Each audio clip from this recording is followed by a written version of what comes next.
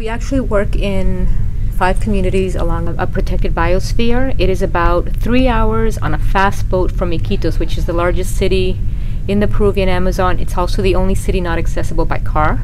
Most community members, because they have very little fund, it can take them up to 2 days on a canoe. So ACTA, the Asociación Conservación Desarrollo Amazónico, they came to Planned Parenthood and said, we are doing environmental conservation, and the community members have asked us for family planning methods, and we don't know anything about it. Can you please help us?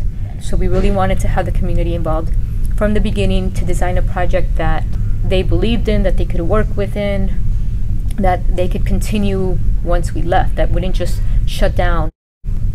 In the first year, we're working with 5 communities, and we have trained 10 health promoters, 1 man and 1 woman from each community, from each of the 5 communities, and the community itself votes on who these promoters are going to be. They're chosen by their communities. But the community itself has that vested interest in bettering itself.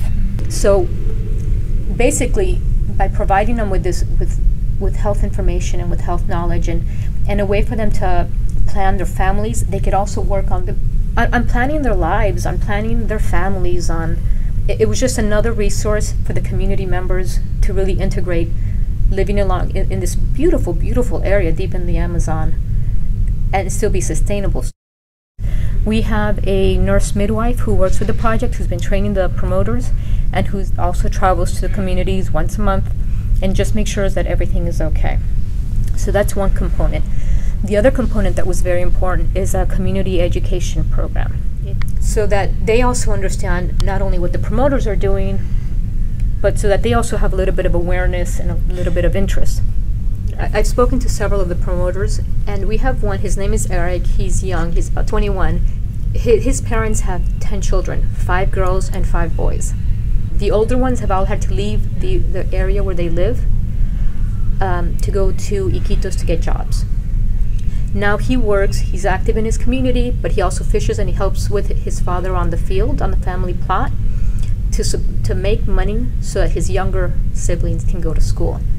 And he's very proud of being a promoter because he realizes that this is something that he is doing for his community. It's a way that he can contribute.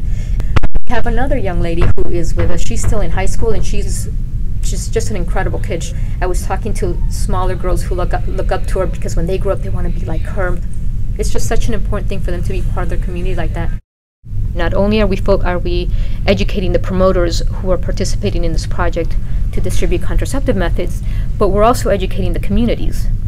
We're saying, these are the topics, this is what you need to know about your body, about your health, about relationships, just giving them the information so that they can make the decisions that are right for them.